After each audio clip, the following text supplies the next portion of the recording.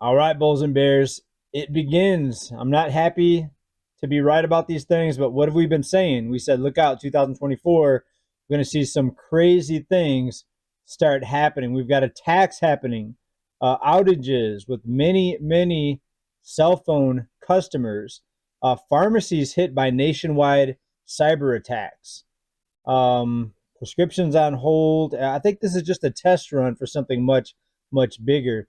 But let's go ahead and talk about what's already happened here just recently, just today and late last night.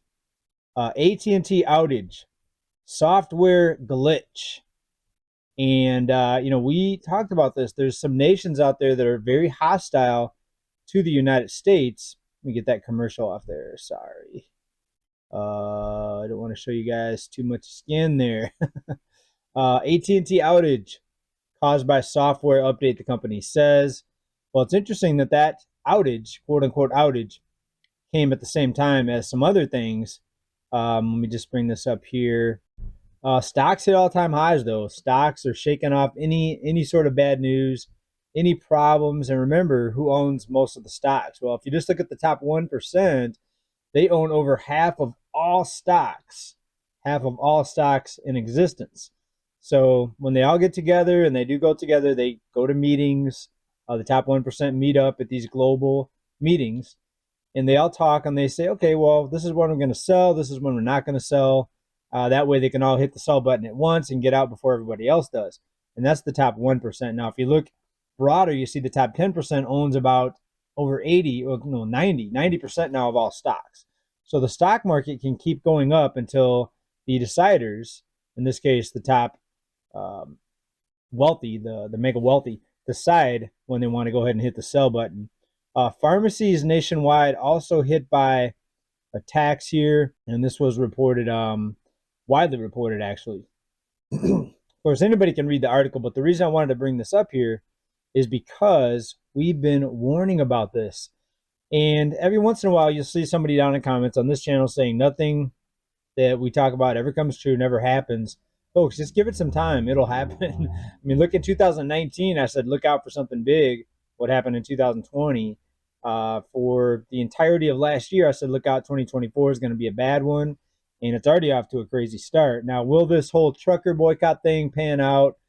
And will that ever evolve into anything? I don't know. But I do know that it was kind of overhyped. I try not to overhype things. I try to calm people down and stay calm. And I try to look at things rationally and just from a common sense perspective here.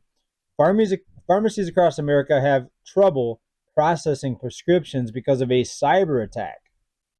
So what are the odds that would happen at the same time as these other occurrences? And just wait until the entire financial system gets under some sort of attack. Now, we've seen it on smaller scales with the some of the banks where deposits just went missing, and some other things like that. It was mostly AT&T, according to reports. I didn't have any problems with my cell phone. What caused the AT&T outage? Now, experts weighed in, security experts, saying it looked a lot like a hack or an attack. Other articles say that AT&T is blaming this on a software update, right? So what's the truth? Doesn't really matter. What matters is that you are ready for something big to go down. I would urge, have cash out of the system, several months worth if possible. Now, to a lot of people, maybe even most people, that's just not possible. At least have a few days worth of canned goods. It's the least you can do for yourself, for your family. Just be somewhat prepared. Even being somewhat prepared is going to be a lot more than most people are doing, right? I think very few people are fully prepared. I'm not even fully prepared. But I just got this feeling, folks, in 2024, we're going to see some big things go down here. But let's go ahead and get into some other news here. The cost of living crisis. And yes, it is a crisis. All you have to do is look at all the people that are going on strike. We have two more strikes that just popped up in the last 24 to 48 hours. We've got the nursing homes and seven different nursing homes across the Twin Cities, that's Minneapolis, going on strike. Over 600 unionized workers going on strike. The U.S. beer industry workers on strike over wages. More than 400 Teamsters union workers on strike at Molson Coors Brewery in Texas. So we're seeing a record number of strikes for the beginning of the year here, for the first month and a half, we haven't seen this many strikes in. I think it's a record. I have to look it up, but we haven't seen this in many decades. 2023 was a record, and why? It's not just a coincidence. Is because people need more money. And when you go out and you look at people spending money, when you go to the stores, when you see how many people are buying things, you wouldn't really notice it until you look at the UPS numbers and see that the number of packages being shipped is way down. But Jerome Powell's reiterating that they're not in a rush to cut rates. So he's kind of, I think, trying to cool the markets off because the markets really got ahead of themselves with this expectation of rate cuts. How much of this market growth is the expectation of rate cuts? And how many of these stocks that are being bought are actually everyday investors like you and me? And how much is the top 10%? We could have the plunge protection team out there, propping this thing up. Anyways, Fed minutes, and this is recently here out of Barron's, suggests no rate cuts until inflation falls further. So it went from not so fast on the rate cuts now to no rate cuts until inflation falls further. Now, what does that mean? Does that mean prices have to come down? No, it just means inflation, which is rising prices, just has to slow down. So the words they're using are inflation falls further.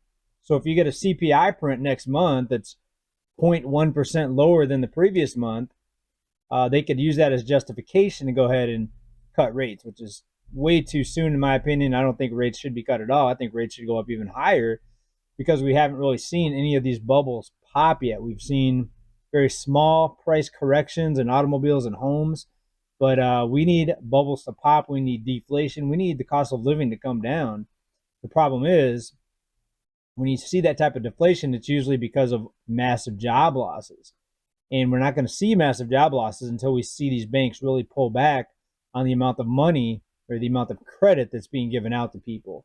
If the credit keeps flowing, if the liquidity keeps flowing, there doesn't have to be a downturn. There doesn't have to be a recession. There doesn't have to be deflation. They can just continue to keep pushing the money out to people, credit cards, etc., loans. And if people start defaulting, that's a different story. But then they could come in with a bunch of rescues, just like in 2020. So we're in a whole new world, folks. People thinking we're going to see this repeat of 2008. They're smoking some crazy stuff, right? So you know the truth. This is the only channel here I think on YouTube even talking about these things. Every channel I've seen over the past few years predicted a housing crash. Big, huge channels too, but I don't think they understand the basis of how the economy runs, right? So that's why we try to read between the lines. We try to get to the source of everything that's happening. Can't predict the future. We can try to gauge what's going to happen and be ready, but no one has a crystal ball. Well, actually, no, I take that back. I do have a crystal ball back there. Maybe next episode I'll get that back out if you guys want to see some more of the predictions, and probably some of them will come true, and probably most of them will come true if you just give it enough time. All right, everybody, we're going to wrap this up. Thanks for watching. Keep stacking. Stay prepared. As always, bye for now. Big love. Peace.